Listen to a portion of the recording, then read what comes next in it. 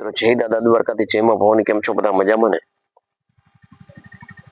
મિત્રો, સમજણ તમારા જીવનમાં ગમે ત્યાંથી લ્યો તો એટલી જ લેજો કે તમે સમજી શકો. જે તમે સમજી ન શકો એ સમજણથી તમારા જીવનમાં કશો ફેર પડવાનો નથી. કારણ સમજણ જીવનમાં એટલી જરૂરી છે કે તમારો જીવન વ્યવહાર શાંતિપૂર્ણ, કુશળતાપૂર્વક ચાલે. સમજણથી જીવનમાં કઈ ઉત્પાત, કોઈની ધાર્મિક કે સંબંધિક લાગણી ન દુભાય અને સમજણથી તમે તમારું જીવન વેડફાઈ ન જાય એટલી જીવનમાં સમજણ જરૂરી હોય છે. જે વાત તમને સમજાતી જ નથી તો એ સમજણ જીવનમાં ક્યારે લેવી, કઈ રીતે લેવી? ધારો તમે કોઈ વાત સમજાવે છે તો જો સમજાતી ન હોય ને તો એ 2 વાર 3 વાર પૂછો, એથી ન સમજાય તો વારંવાર પૂછો, અને છતાં ન સમજાય તો એ વાત છોડી દો. કારણ તમે જે સમજવા માંગો છો એ તમે સમજતા નથી, અને જો અધૂરું સમજાય ને તો ખરેખર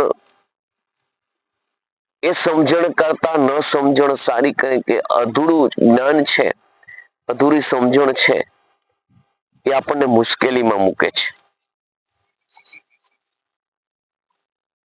સમજણમાં સમજવાની જે માણસમાં થિયરી હોય છે ને એ થિયરીમાં ગડબડના કારણે જ અત્યારે અધૂરું સમજાય છે અને એ ઉપાડી લે છે ને એટલે જ જીવનમાં તકલીફ પડે છે. જીવનમાં મિત્રો તકલીફ ઊભી થાય છે એ તો બરોબર છે, પણ ક્યારેક તમારી જે સમજવાની શક્તિ ન હોય, સમજાણું ન હોય, અને એ વાતથી તમે કંઈ પણ કાર્ય કર્યું એટલે એનાથી તમારા પરિવારને, કુટુંબને બધાને તકલીફ ભોગવવી પડે છે. એટલે સમજણ છે ને સમજાય જીવનમાં એટલી જ લેવી જોઈએ. કાં તો સમજવા ઈચ્છતા હો તો વારંવાર એ સમજણની વાત જીવનમાં જ્યાં સુધી ન સમજાય ત્યાં સુધી એને દ્રઢ પાકી કરવી પડે. કોઈ પણ આપણે જગ્યાએ મિત્રો બેઠા હોય, વાતોની આપણે ચર્ચામાં એકબીજા પડ્યા હોય ત્યારે જોજો અમુક એવી વાતો કરશે ને જેને આપણે પાયા વિહોણી કહીએ. એવું કેમ થાય છે? કારણ કે સમજ્યા વગરની જે વાત થાય છે ને એ વાત નથી પોતે કરનાર વિગતથી મૂકી શકતો કે નથી સાંભળનારને મગજમાં ઉતરતી.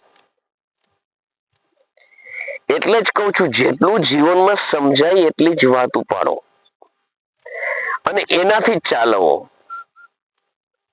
આપણે જાણીએ છીએ ને, કોઈ કોઈની પરિસ્થિતિ જે પ્રમાણે હોય એ રીતે આપણે જીવન ચલાવીએ છીએ આપણી અનુકૂળતા પ્રમાણે, તો ચાલે જ છે એમ. કોઈનું 1,00,000 થી ચાલે છે, કોઈનું 1,000 થી ચાલે છે અને કોઈનું 100 થી ને ચાલે છે. ચાલે છે બધાનું એમ. પરંતુ જે ચલાવવાની રીત છે એમાં સમજણ ખૂબ જરૂરી છે. સમજણ હોય એટલે તમારા મગજની અંદર બધો પ્લાન આવે, વિચાર આવે કે આપણી પાસે આટલી સગવડતા છે તો આવી રીતે આપણે જીવન જીવવું જોઈએ ને આવી રીતે આપણે ખર્ચ કરવો જોઈએ. આમાં જ્યારે ગોટાળો મિત્રો થાય છે ને, ત્યારે જ ચારે બાજુથી તકલીફો ઊભી થાય છે. હપ્તાવાળા ઘરે ઉઘરાણીમાં આવે છે, માગુવાળા ફોન કરે છે.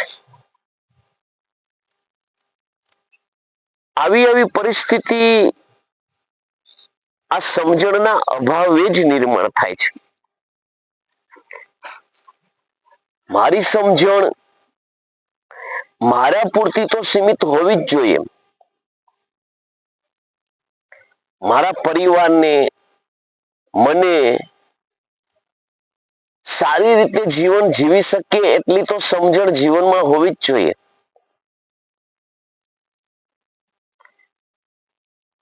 આપણા જીવનની અંદર આપણી જે કોઈ કમાણી હોય એને લક્ષ્યમાં રાખી અને જ આપણે આપણો જીવન વ્યવહાર કરવો જોઈએ. આવું જ્યારે અભાવો થાય છે ને જીવનમાં, આવી સમજણનો અભાવો થાય છે ને, ત્યારે 2 દિવસની મંદી આપણને મહિના દીની દેખાય છે. આપણે જેટલું આપણું આવક છે એ પ્રમાણે આપણે ખર્ચ ન કરતા 10% માંથી 2%નો કાપ મૂકીને 2% આપણે વધારવું જોઈએ. જેથી અમુક એવા દિવસો આવે એટલે આપણે સમાજમાં દેખાઈ ન આવીએ, આપણને તકલીફ ન પડે. આ બધી જે જીવન જીવવાની રીત છે ને, એ મિત્રો સમજણથી આવે છે. જ્યાં જ્યાં સમજણનો અભાવો દેખાયો છે ને, ત્યાં ન બનાવવાના બનાવ, આપઘાત, મારકૂટ, ક્રાઇમ, માતા પિતાની હેરાનગતિ, આ બધી વસ્તુ તમે ગમે એટલું ભણતર ભણ્યા હોય પણ સમજણ ન હોય ને, તો જીવનમાં આવી સમસ્યાઓ ઊભી થાય છે. જીવનને કસતા શીખો. જીવનને હંમેશના માટે છત ન દેખાડો. અછતમાં કઈ રીતે ટકી શકાય ને એવું વિચારો. આવી જ્યારે જીવનમાં મિત્રો તમારા મનમાં તાલાવેલી હોય ને, ત્યારે તમારા જીવનમાં એ સમજણ છે ને, એ તમને સરળતાપૂર્વક તમારે જ્યાં પહોંચવું હોય ત્યાં તમને લઈ જઈ શકે. દેખાદેખી ના જમાનામાં ન પડો એમ. તમારું દેખતું કરો. આ મિત્રો ખરેખર જીવનમાં સમજવા જેવી વાત છે. હર કોઈ સમસ્યા ત્યારે જ ઉત્પન્ન થાય છે કે આપણે અધૂરું સમજીએ છીએ કાં આપણે નથી સમજવાનું એ સમજીએ છીએ. હર કોઈના જીવન સાથે જે સમજવાની રીત છે ને એ અલગ હોય છે, ઉપાડવાની અલગ હોય છે. કારણ કે એ બધું તમારા વ્યવહાર, તમારા વિત્ત શક્તિ અને તમારા જીવન ઉપર આધારિત રાખે છે. તમારો વ્યવહાર સાફ રાખવા માટે તમારે પહોંચતો જ વ્યવહાર કરો. તમારે સાધન સામગ્રી જે વસાવવાની વાત આવે તો તમારામાં જેટલી આવડત અને આવક છે એ પ્રમાણે ધીરે ધીરે વસાવો. આવું જીવનમાં મિત્રો સમજાઈ જાય ને એટલે સમજણ જીવનની અંદર પાયાથી જરૂરી છે, પણ જે સમજણની જ્યાં જરૂર છે એટલી જ ઉપયોગ કરો.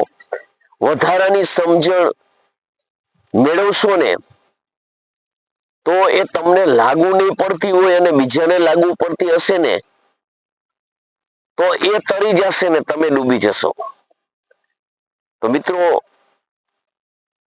આવી રીતે સમજણ વિશે વાત કરીએ તો કલાકો સુધી આપણે વાત કરી શકીએ, પણ સમયની મર્યાદા હોય એટલે તમને આ મારી વાત કેવી લાગી એ જણાવજો. જય માતાજી, જય દાદા દ્વારકા, જય મા ભવાની.